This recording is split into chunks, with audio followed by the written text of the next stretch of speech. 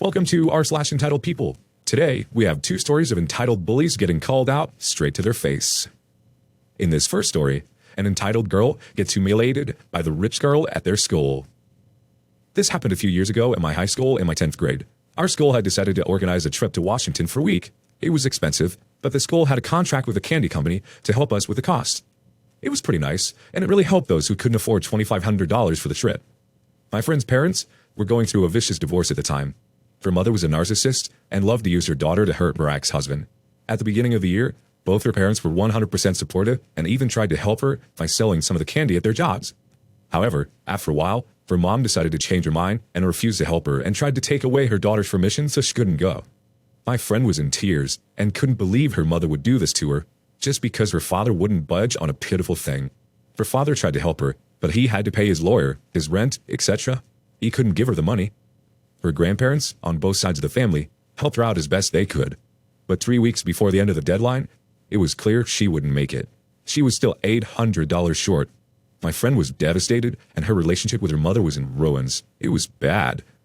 Then enters V.E.K. She was the of our year.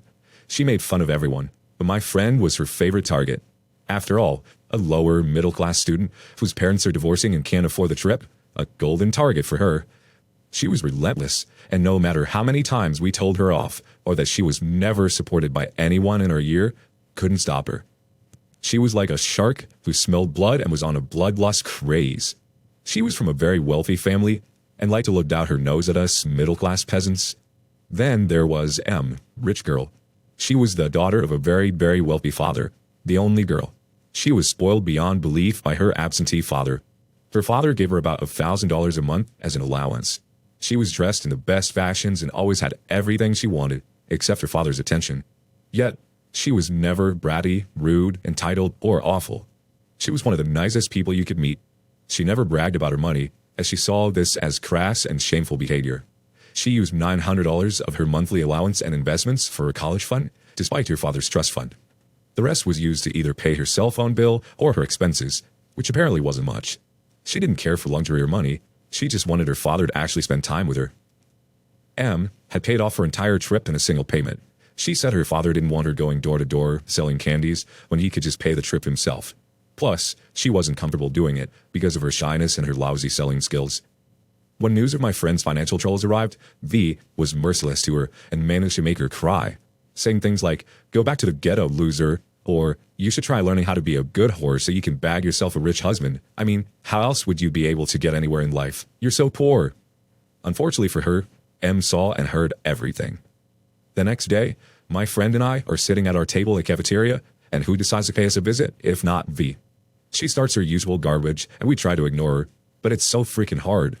Then M arrives, with obvious Prada luggage and purse, and gives my friend a stack of papers, completely ignoring V, who acts like she can't believe anyone would ignore her glorious self.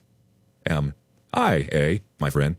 Mr. Teacher asked me to give you the stack of papers concerning the trip to Washington. He also said that the students are going to have a meeting this Friday after school." A. "But I'm not going. I don't have the money." V. "Yeah, she's too poor. Honestly, how stupid are you? And what are you doing with the bags? You stole them? You know they're fake, right?" M turns and tells V to shut the crap hole that serves her mouth because the sheer amount of BS coming from it is nauseating. Complete silence. No one has ever been this rude to V before.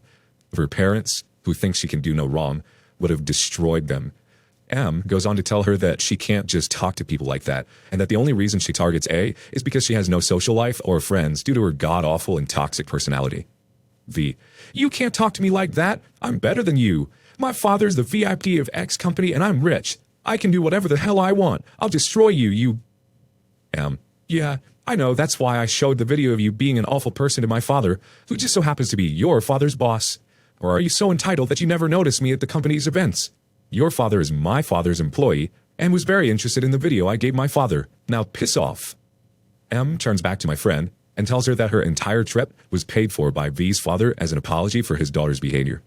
As proven by the receipt for the trip and the stack of papers, M continues and says that V's father was so embarrassed that he gave A the luggage and purse that he was going to give V for the trip. He had asked me to give it to her because he knew that she would be happy to do it. V doesn't want to believe because there's no way her daddy would ever do this. M simply suggested that she call her father to check if it was true. V left and was not seen for the entire day. Turns out, her parents were absolutely mortified by their daughter's behavior and refused to let her go on a trip. She had to publicly apologize to A in front of the whole class, with her parents sitting next to her, to make sure she did as they told her to do. V did not come back after that year. She had been sent to a military school for problem kids. A ended up coming to Washington and got to live with her dad. M had asked her brother, who is a lawyer, to help A's father in the divorce settlement for pro bono. It was greatly appreciated because her mother had started to go crazy in the demands, and when she hadn't got her way, she had physically stuck A enraged. A and I are now in college and are very happy. A's dad is getting remarried. V, last we heard, got cut off from her parents and now has to live on social welfare because she doesn't have the skills to keep a job for very long. Something about not having the proper mindset or having a clashing personality with her coworkers. Flow. Brilliant OP. Great story. Happy ending. I've met some great rich people, but I have noticed a huge difference between old money and the new money types. Old money types know they did nothing to deserve it and tend to be cool about things like picking up the tab. New money types tend to think they are better and more deserving than anyone. Old money doesn't brag or flash. They'll be wearing old, handmade shoes that they've been keeping up for years. Their bespoke clothing is never faddish. Their cars are never flashy. That's why they're old money. They don't throw it all away in a generation. In our second story, the poor lady had her service dog jump scared by some entitled kids, and she called them out to their faces. So, as the title states, I have a service dog. She's a trained medical alert dog, and she goes with me everywhere. Recently, I went on vacation with my family and my dog for the first time. She was amazing. We went to the beach so we could easily social distance and be outside and away from groups of people. One afternoon, I was sitting by the lazy river condo pool, alternating reading a book and scrolling through Reddit. Because I have a service dog, I don't actually float around the river, and I was lucky that this particular one had a little inlet with stairs I could sit relax on. My girl was being lazy, watching me sleepily while she sat by on a towel. For the most part, people were pretty chill. There was one group of drunk people who barked at us but stopped when I asked them to, and the most adorable little girl who conveniently had to stop and fix her goggles every time she passed us. She was just respectfully looking at my girl, and seeing her face light up whenever she passed by made me so happy. There was also this group of 4 kids who were being pretty rowdy, but weren't bothering me at all. It was an older boy, OB, of about 14, a girl, EG, 12-ish, and 2 younger boys, EB1 and EB2, 9 or 10-ish. The younger boys had told me they liked my dog earlier in the day, but were otherwise leaving me alone. Until one time, they passed me and stopped a little bit in front of where I was sitting. I just smiled at them and continued to read my book as they talked amongst themselves, until I realized the Erner boys had crept up right in front of where my dog was laying and were peering over the edge of the pool at her. Before I could ask what they were doing, EB1 yelled, "Now!" and he and EB2 set a ton of water flying at my dog, which startled the hell out of her because she has been focusing on me completely, as she's trained to do. EG and EB1 and 2 just started howling laughing, and OB, who was obviously mortified, asked them why they did that and then started to walk away. This is how the rest of the conversation went. EG, EB1, and EB2 continued to act like splashing my dog is the funniest they've ever seen. Me. "Hey y'all, you might not realize this, stupid if true because my dog was clearly marked as a service dog and do not interact patches. But my dog is a service dog and is only here by the pool because she had a really important job to do. You splashing her with water like that was very mean, but also very dangerous because it distracted her from her job. Please leave us alone now." EB1 still giggling. "It's not that big of a deal. The dog will dry." Me. "I understand she'll dry, but she alerts to changes in my heart rate. I could pass out if she misses an alert, and that's incredibly dangerous when I'm sitting in the water like this. The only reason I can even be in the pool by myself is because of my dog." EB2 rolling his eyes. "Your dog is fine." Me. "You know what? You all need to just go. What you did is serious enough in that state where we were. It is illegal to harass a service dog, and you could go to jail over it. It puts me in danger when you do things like that, and it's me and my dog. Please leave us alone now." ED1 and EB2's eyes got wide when they hear the word jail. They start to walk away, but EG isn't done arguing. EG, "Look, your dog already laid back down. It's in the sun so it'll dry really fast, and you didn't pass out anyway."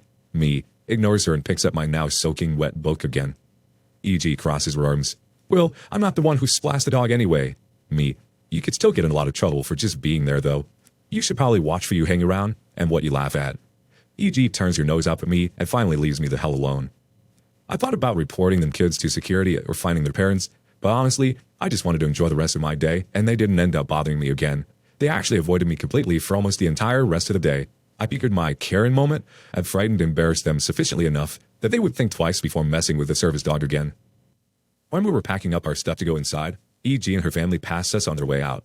I have never been side-eyed so hard by a child in my life, which is crazy to me because your parents were literally right there and I could have told them exactly what happened earlier. I hope those kids don't grow up to be as bratty as they seem like they will. Preteens are hands down my least favorite people to deal with in regards to my service dog. You did not act like a Karen. You educated them and didn't tell the manager or try to get them in trouble. You should be proud of how you handled this. I feel like many people would have freaked out and started shouting. Good on you.